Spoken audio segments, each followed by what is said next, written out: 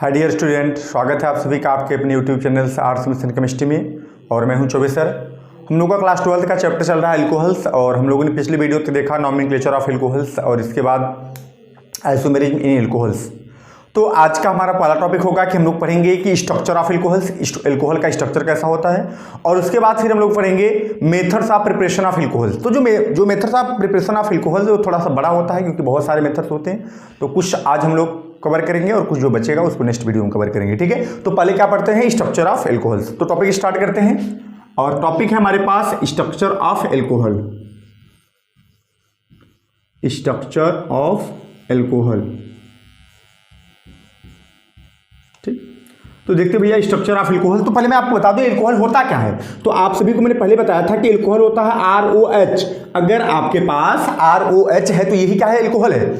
अब यहां पर R की जगह क्या हो सकता है, R की जगह सपोज आपके पास हो गया CH3OH हो सकता है, R की जगह CH3CH2 भी हो सकता है। तो ये दोनों के दोनों क्या हो जाएंगे, एल्कोहल है। अब इसी का हमको देखना है स्ट्रक्चर, कि इसका स्ट्रक्चर कैसा होता है। तो इसका स्ट्रक्चर देखने के लिए हमको देखना पड़ेगा इस ऑक्सीजन के बारे में, इस कार्बन के बारे में, या बस अगर हम केवल ऑक्सीजन के बारे में देखते हैं, क्योंकि एल्कोहल में इंपॉर्टेंट क्या है, OH ग्रुप इंपॉर्टेंट है।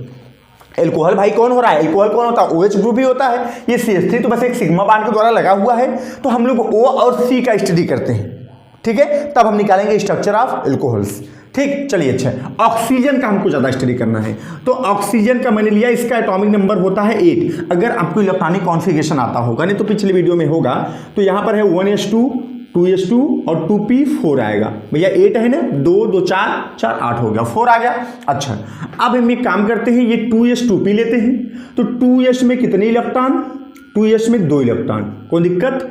इसके बाद फिर क्या है, 2p, p में 3 ऑर्बिटल होते, पता होना चाहिए आपको कि p में 3 ऑर्बिटल। और इलेक्ट्रॉन कितने भरने हैं आपको, 4 इलेक्ट्रॉन। तो 1 2 3 4, ठीक है। अच्छा, ये हो गया 2s और ये हो गया 2p, ये px py pz होता है। अब ये दोनों क्या करेंगे, आपस में करेंगे ओवरलैप, ये दोनों आपस में ओवरलैप करेंगे। और जब ये दोनों आपस में ओवरलैप करेंगे तो अब जानते हैं यहां पर निकलेगा हाइब्रिडाइजेशन, और कितने ऑर्बिटल बन जाएंगे भैया, 4 ऑर्बिटल बन जाएंगे। 3p का और एक s का, ठीक है। तो यहां पर 1 2 3 4, ठीक है, 1 2, कितने इलेक्ट्रॉन थे यहां पर, 2 2 इलेक्ट्रॉन, 2 2 इलेक्ट्रॉन, एक एक अनपेयर है, एक एक अनपेयर हो गया, ठीक है। अच्छा, अब कितने ऑर्बिटल मिले, एक s का मिला और 3p का मिला।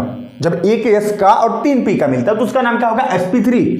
तो ये जो हाइब्रिड ऑर्बिटल बने इनका नाम क्या होगा, sp3। सबका नाम क्या होगा, sp3 ऑर्बिटल, ठीक है। अच्छा, याद रखिएगा ये जो दोनों इलेक्ट्रॉन हैं, ये दोनों इलेक्ट्रॉन बॉन्डिंग में पार्टिसिपेट होंगे नहीं, क्योंकि वही इलेक्ट्रॉन केमिकल बॉन्डिंग में पार्टिसिपेट करता है जो अनपेयर हो। तो यहां पर अनपेयर तो यही 2 ही हैं, 2 ठे अनपेयर हैं, बाकी 2 ठे क्या है, फुलफिल्ड है। तो फुलफिल्ड मतलब ये दोनों होंगे लोन पेयर। ये दोनों मैं लिख देता हूं, ये दोनों कौन से इलेक्ट्रॉन हैं, ये दोनों लोन पेयर इलेक्ट्रॉन है, लोन पेयर, ठीक है। अच्छा, अब ऑक्सीजन के पास आपने देखा कि 2 ठे अनपेयर्ड मिला, 2 अनपेयर्ड है तो 2 ठे केमिकल बॉन्ड बनाएगा। और देखिए यहां पर एक H के साथ बॉन्ड बनाया है और एक इधर C के साथ बॉन्ड बनाया है, और दोनों सिंगल बॉन्ड, और सिंगल बॉन्ड कौन सा बॉन्ड होता है, सिग्मा बॉन्ड होता है, ठीक है। अच्छा, कैसे बनता है आइए उसको भी देखते हैं। C के पास चलते हैं, तो C हमारे पास 6 होता है, configuration 1s2 2s2 2p2, any doubt. Last में क्या लेना है हमको, 2s और 2p लेना है। तो ये हो गया हमको 2s और ये हो गया हमारे पास 2p, p में 3 ऑर्बिटल, 2s और 2p हो गया, ठीक है। 2s में 2 इलेक्ट्रॉन्स और 2p में 1 2 इलेक्ट्रॉन, ठीक है। अब ये कहा था GS माने ग्राउंड स्टेट, ये जाएगा एक्साइटिंग स्टेट में। तो एक्साइटिंग स्टेट में क्या होता है, मैं डायरेक्टली लिख देता हूं। एक्साइटिंग स्टेट में होता ये है कि जो यहां पर एक इलेक्ट्रॉन था वो इलेक्ट्रॉन कूद करके खाली ऑर्बिटल में चला जाएगा, इंपटी ऑर्बिटल में। तो यहां से इलेक्ट्रॉन एक अगर यहां पर आ जाएगा तो अब यहां पर तीनों के तीनों ऑर्बिटल, सॉरी 3 इसका और एक इसका, 4 ऑर्बिटल कैसे हो गए, अनपेयर हो गए। तो कार्बन कितना बॉन्ड बना सकता है, 4 बॉन्ड, देखिएगा 1 2 3 4। यहां पर भी एक s का मिला, 3p का, तो सारे के सारे ऑर्बिटल कौन से, sp3 sp3 और sp3, ठीक है। तो यहां पर 4 ऐसे ऑर्बिटल हैं जो सिंगल बॉन्ड बनाने के लिए रेडी है, कोई भी बॉन्ड बनाने के लिए डबल बॉन्ड भी बना सकते हो, उससे मतलब नहीं हमको। लेकिन फिलहाल यहां एल्कोहल के केस में देखना है, तो कार्बन के पास 3 हाइड्रोजन होता है, 3 बॉन्ड तो यहां बन गया, 1 2 3 ऑर्बिटल चला गया, एक ऑर्बिटल बचा, वो बनाएगा बॉन्ड किसके साथ? ऑक्सीजन के साथ। और ऑक्सीजन का एल्कोहल में जैसे हमारे पास ये स्ट्रक्चर होता है ना CH3OH ऐसे होता है।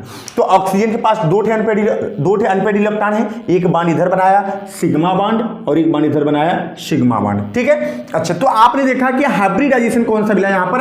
sp3। याद रखिएगा एल्कोहल में हाइब्रिडाइजेशन कौन सा? एल्कोहल में हाइब्रिडाइजेशन होता है sp3। और मैंने आपको बताया है क्लास 11 में आप लोगों ने पढ़ा होगा, जब आपने निकाला कि sp3 हाइब्रिडाइजेशन मिल रहा है एल्कोहल में, तो जहां पर भी sp3 हाइब्रिडाइजेशन होता है वहां पर जो इसकी ज्योमेट्री होती है वो टेट्राहेड्रल होती है। तो ज्योमेट्री यहां पर भी कैसा होना चाहिए? हमारा टेट्राहेड्रल होना चाहिए, ठीक, टेट्राहेड्रल हो गया। अच्छा, जहां टेट्राहेड्रल ज्योमेट्री होती है वहां बॉन्ड एंगल 109 डिग्री 28 मिनट का होना चाहिए, ठीक है। अच्छा, लेकिन बॉन्ड एंगल यहां पर थोड़ा सा कम होता है, जो हमको बताया था विस्पर थ्योरी ने। बॉन्ड एंगल यहां पर कैसे होता है? अगर एल्कोहल का स्ट्रक्चर ड्रॉ करें तो ये हो गया O, कौन सा O भाई? ये वाला O हो गया। O से H है, CH3 है। लो भैया, इधर हो गया हमारे पास CH3 और इधर हो गया हमारे पास H। कितना लोन पेयर है? 2 लोन पेयर है, तो एक लोन पेयर इधर हो गया और एक लोन पेयर इधर हो गया, ठीक है। ये हो गया लोन पेयर।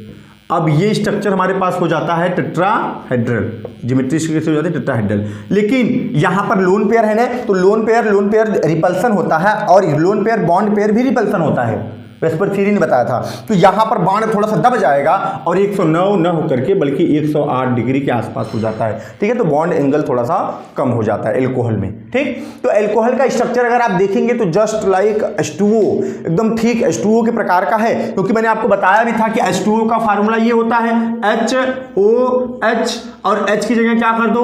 R कर दो, तो हो गया ROH, ये बन गया एल्कोहल। R की जगह CH3 आपको कुछ भी हो सकता है।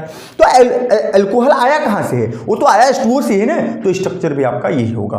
तो ये था एल्कोहल का स्ट्रक्चर, ठीक है। हाइब्रिडाइजेशन निकालना है पहले ऑक्सीजन का, तो हमने निकाला sp3 मिला, और जहां बस इससे आपको कोई मतलब है नहीं, इसी से मतलब है। तो जहां हाइब्रिडाइजेशन आपको sp3 मिला, 2 बॉन्ड बनाएगा, 2 अनपेयर्ड ही बॉन्ड बनाते हैं इसको। तो ये क्या हो गया? Lone pair. तो लोन पेयर ये वाला यहां दिख गया, 2 बॉन्ड बनाया, ये CH3 के साथ और एक H के साथ, ठीक है। अब अगर दिखाना चाहे तो ये जो CH3 है ये भी C3H के साथ बॉन्ड बनाया, तो आप दिखा सकते हैं SS के साथ, लेकिन उससे कोई मतलब होने वाला है नहीं, ठीक है। तो ये था स्ट्रक्चर ऑफ एल्कोहल।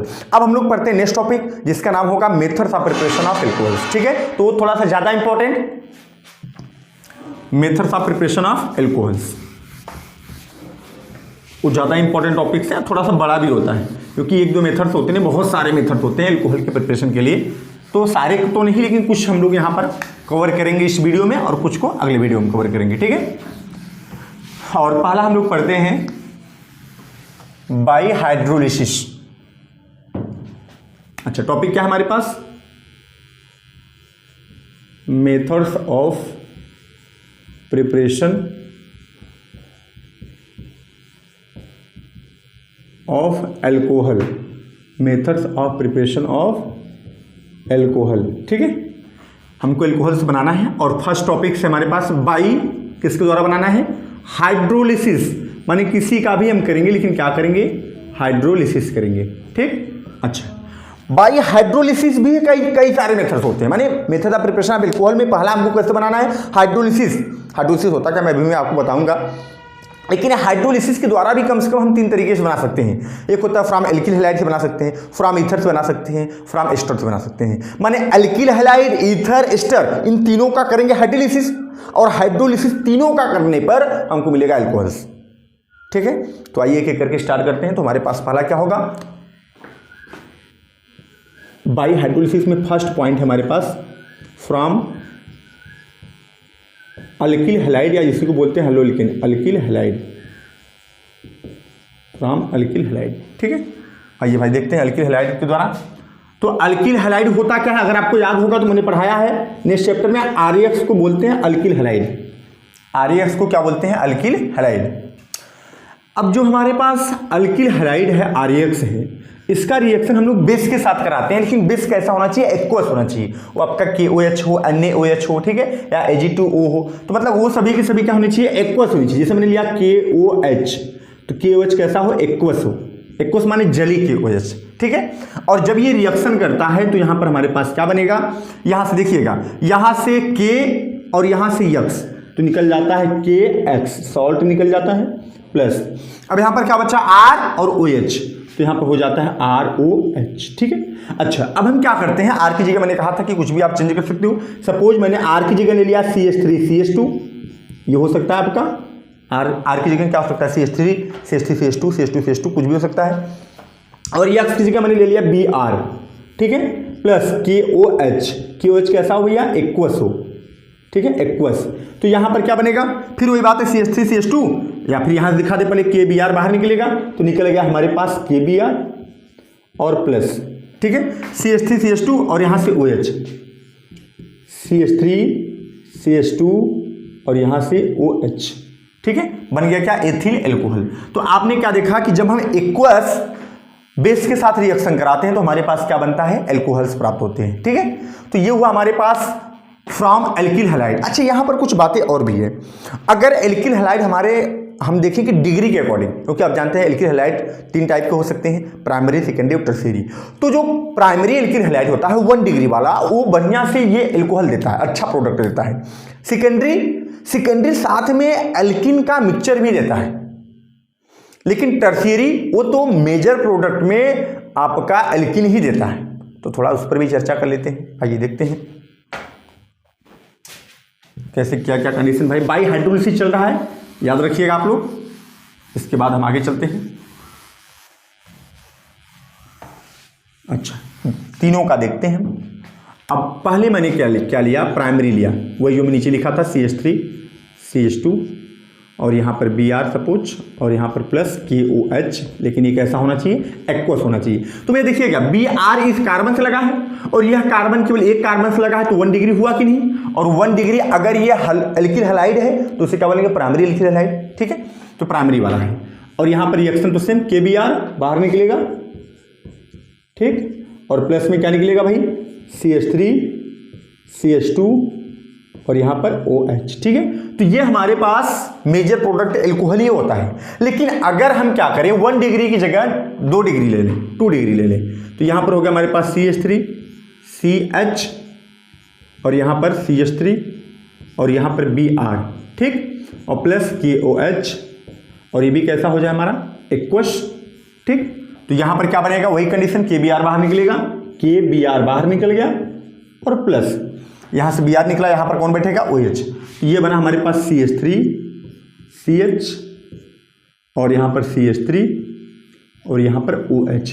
तो ये तो एल्कोहल बना। और ये देखिएगा Br इस कार्बन जुड़ा है और ये कार्बन, एक कार्बन यहाँ, एक कार्बन यहाँ, 2 कार्बन जुड़ा है, माने 2 डिग्री वाला है, ठीक है। तो जब हमने 2 डिग्री का एल्किल हैलाइड लिया तो हमारे पास एल्कोहल तो बना, लेकिन साथ में कुछ और भी बनता है, एल्किन का मिक्सचर भी बनता है। वो अगला ऑप्शन क्या है, उसको भी देख लीजिए आप। अगला ऑप्शन ये है कि यहां से निकलता है KBr, तो निकल गया, सही वहां पर है। यहां से OH और यहां से H, यहां से OH और यहां से H, तो निकल जाता है H2O। और अब हमारे पास बचा क्या, ये बचा CH3 और ये CH, और ऊपर अब लग जाएगा डबल बॉन्ड CH2, कहाँ, यहाँ से H निकल गया ना, बस यही हमारे पास प्रोडक्ट। और ये प्रोडक्ट क्या कहलाएगा, अल्कीन, क्योंकि डबल बॉन्ड है। तो आपने क्या देखा, यहां पर तो बना एल्कोहल, 2 डिग्री कंडीशन बता रहा है ये आपको 1 डिग्री नहीं होता पॉसिबिलिटी, ठीक है। 2 डिग्री में क्या हुआ, एल्कोहल भी बना और एल्कीन भी बना, तो मिक्सचर मिलता है हमको। लेकिन अगर हम 3 डिग्री वाला ले लें तब क्या होगा, उसको भी देख लेते हैं।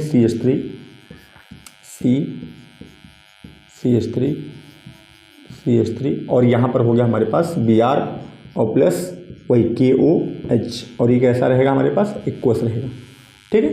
अच्छा, फिर यही क्या निकलेगा, KBr बाहर निकल जाएगा, KBr बाहर निकल गया,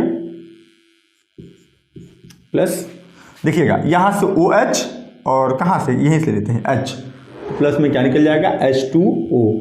अब यहाँ क्या क्या बचा, अब यहाँ बचा CH3 और यहाँ C, ऊपर डबल बॉन्ड हो जाएगा CH2, नीचे CH3, और ये भी क्या बना हमारे पास, अल्कीन। और यहाँ जो अल्कीन होता है ये होता है मेजर प्रोडक्ट हो जाता है, मेजर प्रोडक्ट माने ज़्यादातर केस में क्या बनेगा, अल्कीन ही बनेगा, ठीक है। अब एल्कोहल की पॉसिबिलिटी यहाँ पर कम हो जाती है। तो मेरी बात को समझिए, जब हमने 1 डिग्री लिया तो मेजर प्रोडक्ट क्या बना भाई, मेजर प्रोडक्ट हमारे पास बन गया एल्कोहल, ठीक है, ये एल्कोहल है। लेकिन जब हमने 2 डिग्री अल्किल हैलाइड लिया तो हमारे पास मिक्सचर बना, एल्कोहल भी बना और इसके साथ क्या बना, अल्किन भी बना। लेकिन जब हम 3 डिग्री वाला ले लिए, अच्छा एक 3 डिग्री वाला कैसे है समझ लेते हैं।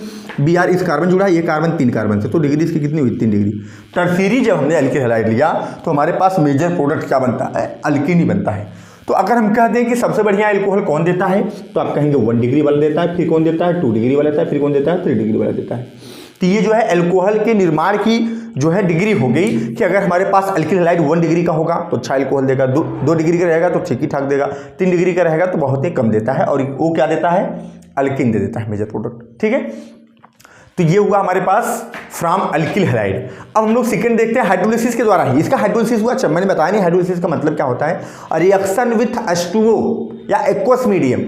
अगर हम वाटर के साथ रिएक्शन कराते हैं तो होता है हाइड्रोलिसिस, और KOH हमने कैसा लिया है, एक्वस लिया है, जली ले लिया है, तो ये क्या है, हाइड्रोलिसिस हुआ, ठीक है। चलिए नेक्स्ट चलते हैं, और नेक्स्ट हमारे पास है फ्रॉम ईथर।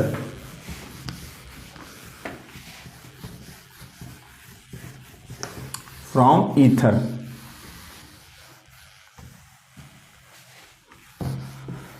तो ईथर के द्वारा भी देखते हैं।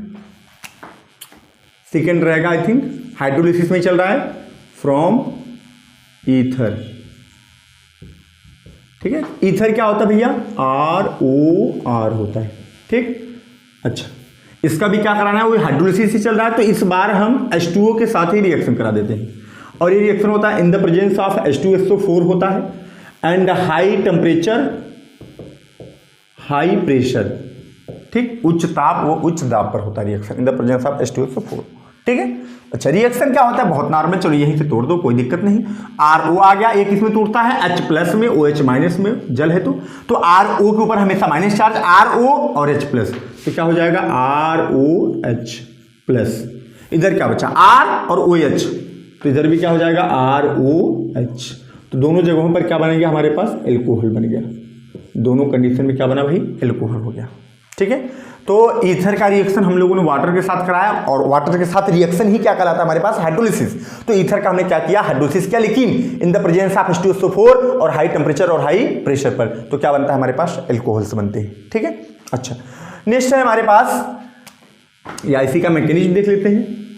तो मैकेनिज्म अगर आपको देखना है, चलिए अच्छा बता देते हैं मैकेनिज्म, ठीक। तो मैकेनिज्म में होता क्या है, पहले हमने H2SO4 यूज किया, तो फर्स्ट स्टेप में क्या होगा, ये जो H2SO4 है ये टूटता है और हमको देता है H प्लस और प्लस HSO4 माइनस, ठीक है। अच्छा हमको क्या दिया, H प्लस दिया। अच्छा वाटर भी लिए हम, चलिए सेकेंड स्टेप देखते हैं। तो जो हमारे पास H2O है ये प्लस रिएक्शन करेगा H प्लस के साथ और क्या बना देगा, H3O प्लस। मैंने H2SO4 ने क्या दिया, H प्लस दिया, और इस H प्लस को H2O ग्रहण कर लिया। क्यों कर लिया, क्योंकि इसके पास 2 ठे लोन पेयर होता है। ऑक्सीजन जो है H प्लस या पॉजिटिव चार्ज को एक्सेप्ट करता है क्योंकि इसके पास लोन पेयर इलेक्ट्रॉन होते हैं, ठीक है। अच्छा अब तीसरा स्टेप थोड़ा सा बड़ा उसे समझते हैं। हमारे पास है ईथर ROR, ठीक। यहाँ पर 2 ठे लोन पेयर है, आगे हमारे पास O से लगा है H और लगा है H, ठीक है, और इसके ऊपर कौन चार्ज है, प्लस चार्ज है, ठीक। अच्छा तो यहाँ पर होगा क्या, यहाँ पर ये आएगा बॉन्डिंग बनाने के लिए, सॉरी H3 है ना, तो एक H को और भी दिखाना पड़ेगा, चलो यहाँ पर दिखा देते हैं। ये 3 H हो गए और ये हो गया प्लस, H3O प्लस है ना। तो ये क्या होगा भैया, हाइड्रोजन आ गया यहाँ लोन पेयर देख के दौड़ के आया बांड बनाने के लिए, तो हाइड्रोजन आके यहाँ पे बांड बना लिया, लेकिन अपना बांड वही छोड़ के आया, तो माइनस जो प्लस था वो माइनस ने न्यूट्रल कर दिया। तो हम ऐसे बता दें कि यहाँ पर हो जाता है हमारे पास निकल जाता है H2O निकल गया बाहर, और अब यहाँ पर क्या बन गया RO और इधर H आ गया, जो H यहाँ पर बांड बनाया, और इधर क्या हो गया R, लेकिन अब इसके ऊपर क्या आ गया, प्लस चार्ज, ठीक है। यहां तक हो गया। अब क्या करेगा ये R जो है, सॉरी R तो निकलेगा लेकिन बांड को छोड़ के निकलेगा। बांड इसका यहां पर आ गया, बांड इसका यहां पर, तो जब बांड इसका यहां पर आएगा तो अब जानते हैं यहां पर क्या बचेगा R, और बांड आ गया मतलब इलेक्ट्रॉन आया, इलेक्ट्रॉन है और ये क्या प्लस, तो प्लस माइनस न्यूट्रल हो गया, तो ROH, तो यहाँ क्या बन गया हमारे पास ROH, और प्लस का प्लस हो गया, और यहाँ से बाण चला गया तो अब R आया तो R प्लस बचा।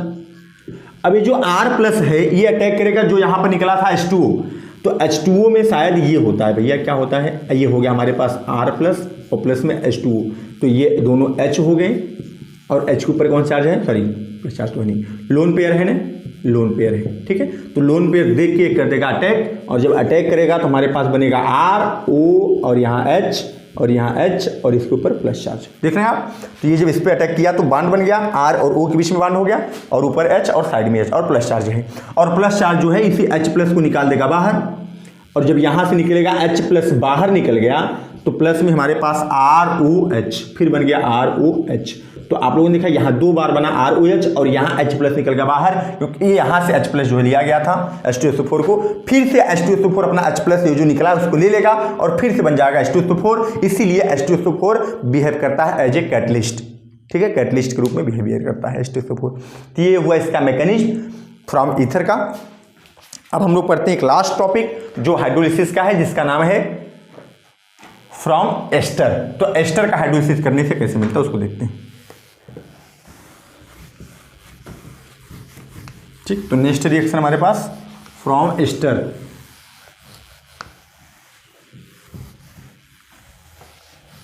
फ्रॉम एस्टर,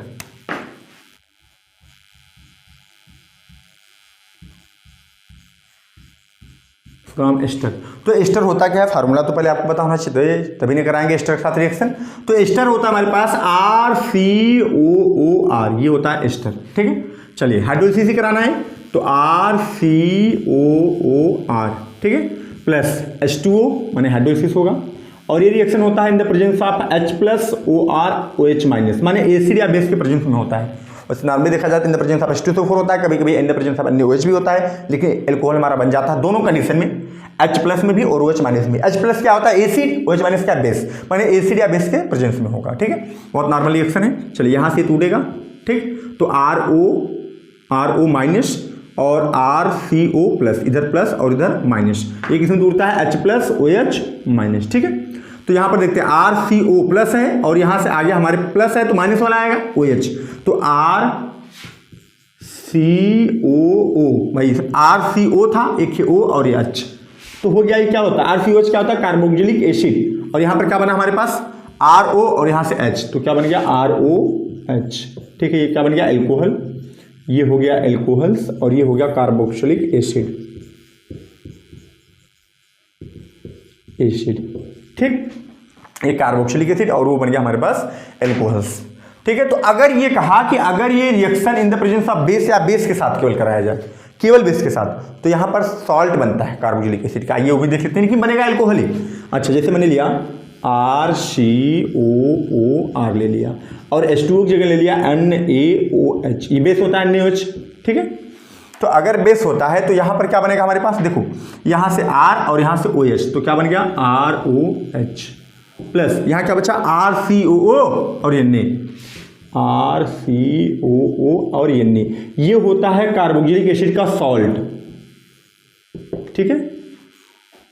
Na होता है यहाँ पर प्लस और यहाँ पर माइनस, ठीक है, ये सॉल्ट होता है। तो ये रिएक्शन तो सही मान लीजिए, अगर हम एस्टर का हाइड्रोलिसिस कराते हैं तो एसिड या बेस के प्रेजेंस में तो बनता है कार्बोक्सिलिक एसिड और एल्कोहल्स, ठीक है। अच्छा, और इसी को साथ एस्टरिफिकेशन भी बोलते हैं ना, एस्टरिफिकेशन में होता है हमारा, वहाँ पर भी प्रोडक्ट तो हमारा यही बनता है, यही क्या बनता है, जस्ट लाइक समझिए कि इसके अपोजिट प्रोडक्ट बनता है। एस्टरिफिकेशन में क्या होता है पता है, ये आपका कार्बोक्सिलिक एसिड होता है, ये एल्कोहल, जब ये दोनों रिएक्शन करते हैं तो बनता है हमारे पास एस्टर, और इसे बोलते हैं एस्टरिफिकेशन।